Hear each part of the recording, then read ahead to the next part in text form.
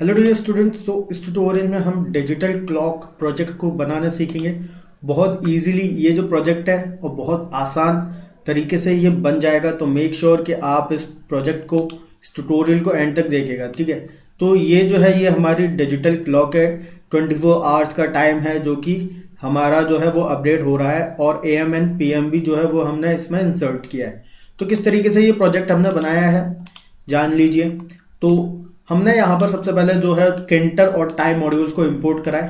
किंटर module के सारे functions को हमने इंपोर्ट कर लिया इस तरीके से, है ना। अब किंटर मॉड्यूल के किसी भी फंक्शन को यूज करने के लिए किंटर नाम नहीं लिखना पड़ेगा। और टाइम मॉड्यूल में से हमने strf टाइम इस फंक्शन को इंपोर्ट करा है। ओके, इसके बाद हमको जो क्लॉक बनानी है, उस क्लॉक के लिए एक विंडो चाहिए होगी जो कि हमने tk फंक्शन से बनाया है, जो कि किंटर का फंक्शन है, और उसको सेव किया है रूट नाम के वेरिएबल में। अब विंडो क्रिएट हो चुकी है। उस विंडो को जो है वो हमने एक टाइटल दे दिया क्लॉक, ठीक है, रूट डॉट टाइटल से। अब उसके बाद देखो, ये जो फंक्शन है, ये फंक्शन का काम क्या है? इस फंक्शन का काम ये है कि जब इस फंक्शन को कॉल किया जाएगा तब ये फंक्शन क्या एग्जीक्यूट कर देगा। स्ट्रिंग फंक्शन टाइम जो है वो ये हमने इंपोर्ट करा था, और आवर्स, मिनट, सेकंड्स और AM एंड PM, ठीक है, ये स्ट्रिंग के तौर पे इसको रिसीव करेगा और इस वेरिएबल में डाल देगा, है ना। अब देखो, यहां पर जो है वो मैं कॉन्फ़िगरेशन कर रहा हूं। कॉन्फ़िगरेशन मींस ये जो स्ट्रिंग जो रिसीव होगी उसको लेबल जो है वो यहां पर जो मैं क्रिएट करूंगा अभी, है ना, उस लेबल के अकॉर्डिंग कॉन्फ़िगर करूंगा। कहने का मतलब ये है कि ये वाला जो लेबल है वो स्टाइलिंग है। तो मतलब ये जो स्ट्रिंग जो रिसीव हो रही है उसको मैं क्या करूंगा, इस लेबल की स्टाइलिंग के अकॉर्डिंग कॉन्फ़िगर कर दूंगा, ठीक है। टेक्स्ट नाम के पैरामीटर को यूज करके स्ट्रिंग नाम का वेरिएबल यहां पर डाला है। इसका जो मीनिंग है वो ये है कि हर 1000 मिली सेकेंड में जो टाइम है इस स्ट्रिंग का वो अपडेट होगा। 1000 मिली सेकेंड मीन्स 1 सेकेंड। आप ऑलरेडी देख रहे हो कि हर 1 सेकेंड में टाइम अपडेट हो रहा है। अब अगर मैं इधर लिख दूं 3, ठीक है, तो आप देखना कि हर 3 सेकेंड में टाइम अपडेट होगा। ओके, तो देखो 17 के बाद डायरेक्ट 20 आ गया, अब 20 के बाद डायरेक्ट 23 हो गया। ओके, तो हमको यहां पर क्या करना है, 1000 रखना है। क्लियर है इतना?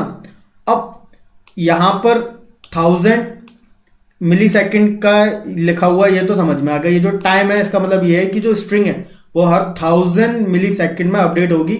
ये जो टाइम फंक्शन है वो हर 1000 मिली सेकेंड में अपडेट हो जाएगा। क्लियर है? तो अब इस फंक्शन को कब एग्जीक्यूट किया जाएगा? जब हम यहां पर कॉल करेंगे।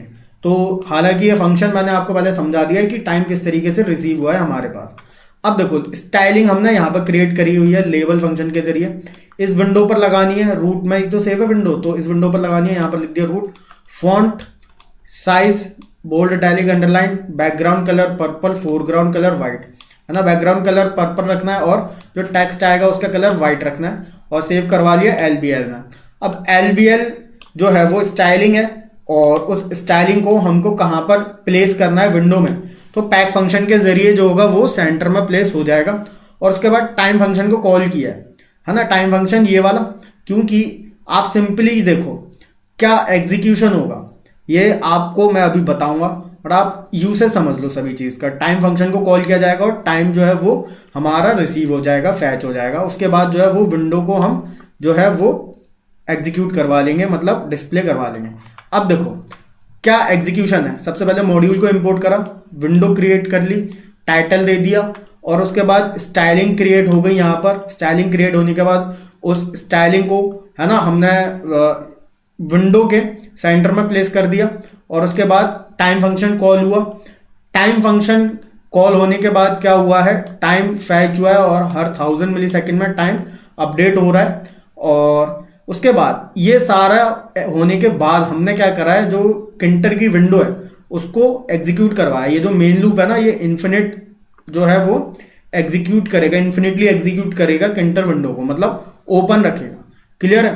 तो ये हम कब लगाते हैं, जब जब जब हमारा जो है वो विंडो का सारा काम, जो स्टाइलिंग है, जो भी चीजें हम कर रहे हैं, विंडो बना रहे हैं, है ना, जो भी ग्राफिकल यूजर इंटरफेस हम बना रहे हैं, वो जब पूरा हमारा कंप्लीट हो जाता है ना, उसके बाद हम मेन लूप फंक्शन लगा देते हैं ताकि जो विंडो है वो एग्जीक्यूट हो जाए।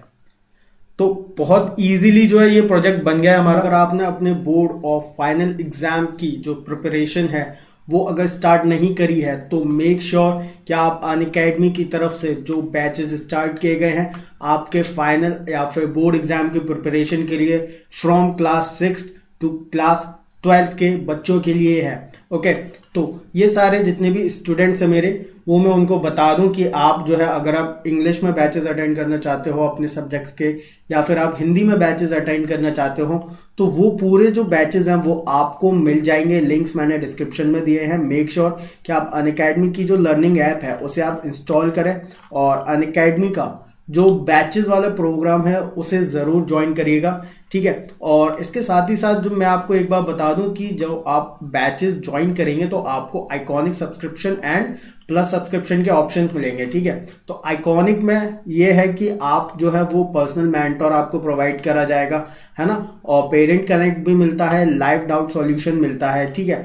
और जो प्लस सब्सक्रिप्शन है वहां पर आपको daily live classes, live test and quizzes और स्ट्रक्चर्ड कोर्सेज, अनलिमिटेड एक्सेस, ये सब मिलता है। और आइकॉनिक सब्सक्रिप्शन में जो है वो प्लस सब्सक्रिप्शन के सारे बेनिफिट्स मिलते हैं, ठीक है। तो आपके अकॉर्डिंग जो सब्सक्रिप्शन आपको अच्छा लगता है आप वो सब्सक्रिप्शन चूज करके अपने फाइनल एग्जाम की तैयारी स्टार्ट करिए। और आई गारंटी कि आप जो है वो अगर अपने आइकॉनिक सब्सक्रिप्शन चूज करोगे और जो मेंटर है उसके बताए हुए रास्ते पर चलोगे तो आप डेफिनेटली 90% से अबव स्कोर करेंगे।